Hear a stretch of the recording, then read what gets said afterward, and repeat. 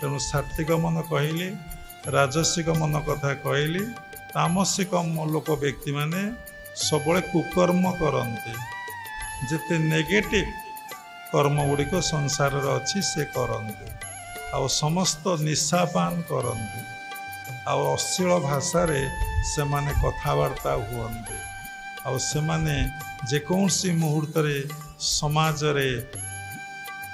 कुकर्म करिया को खराब कर्म करिया को से केबे पश्चात पद हुअन्ति नाही। तेणु मनर तीनोटी गुण सत्वगुण रजगुण एवं तमगुण आमे को लाइफटा काटिबा ना जो संस्कार आम भितर अच्छी से संस्कार यही जन्म रे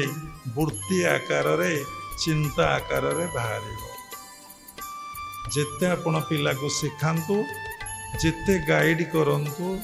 जिते भल कथा कहतु से माने केबे हेबे ना आपण तो ही पारु नांदी। तेणु गोटे छोटिया कथा एबे दीक्षा नबाक अनेक लोक आसिले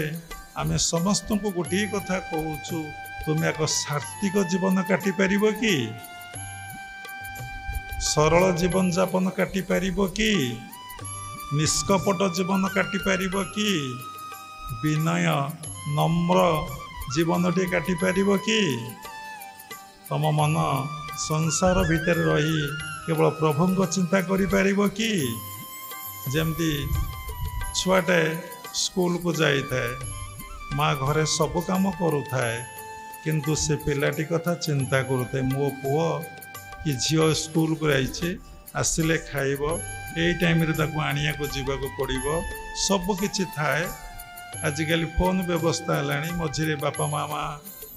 माँ माने मध्य फोन कर दौरान पिलांग पाखक से भली तुम्हें तमर पिता होचंदी से परमात्मा परम ब्रह्म वा भगवान तुम्हें ये संसार को तुमको से बटई तुम्हें सब बड़े स्मरण करिया कथा से भली चिंतन करिया कथा गृहस्थ आश्रम रहीकि आमे से काम कहीं करें ना आमे जन्म जन्मांतर जो वृत्ति धरिकी आसीचे जो मन धरिकी आसीचे से भाया मनटीए आमर सृष्टि से भाया चिंता थॉट्स इज माइंड चिंता समूह को मन कहते से चिंता गुड़िक आम भितर आसूचे आमे से चिंता अनुसार कौन करुचे आम कर्म कर चलीचे कौन क्या भितर सात्विक कर्म क्या भितर राजसिक कर्म क्या भितर तामसिक कर्म आमे साधना पीरियड रे सामान्य टिके व्यतिक्रम हेले साधु मान क्षेत्र में कहूँ ब्रह्मचारी सन्यास क्षेत्र में सन्यासिनी ब्रह्मचारी क्षेत्र में आमे देखिकी व्यस्त विव्रत हो पड़ुलु किछि दिन कठोर साधना फल आमर अनुभव है आमे देखीचु बहु लोग सुना मुदी लगे साधु किंतु साधना करते ध्यान करती जप करती लोक मान खाइबा पीवा को दियंती साधु कौन सुना मुदी लगे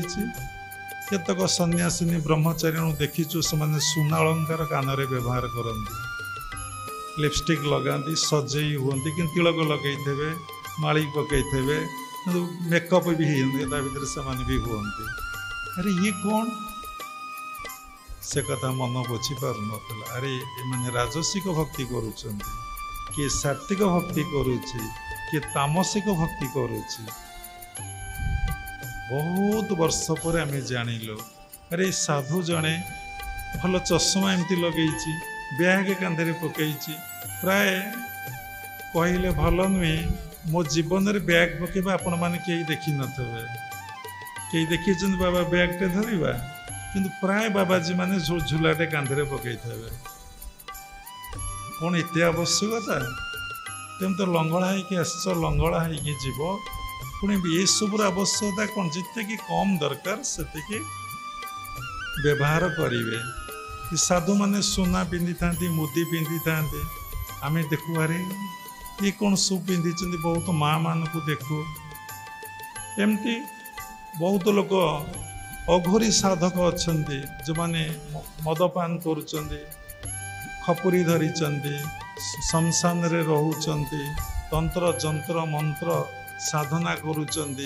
मुंडमाल गुराक सब बेकरे पकाउछन्ति फूलमाल प्रभु पाखे लगी फूलमाल न पकईकि मुंडमाल बेकरे पकाउछन्ति भस्म बलि होउछन्ति। अरे बापा ये समस्ते तामसिक साधक। तेणु जेतेबळे साधना करी करी शीर्ष स्तर रे साधक पहुँचे से देखे ये सब प्रभुर लीला ये सब प्रभुर खेला से कहा को किछि कहे नाई सब नीरवता भितर देखे मो भगवान सात्विक होइचंदी मो भगवान राजसिक होइचंदी मो भगवान तामसिक होइचंदी मो भगवान निर्गुण उपासक लोक होइचंदी। देखा जाए बहुत लोक धर्म जगत रे थिबे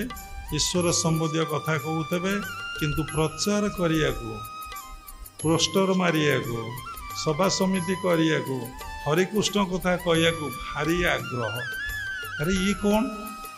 निजर तो उपलब्धि है नहीं निजर तो दर्शन है नहीं निजर तो अनुभव है नहीं ताले ये कथा कौन से कहूचे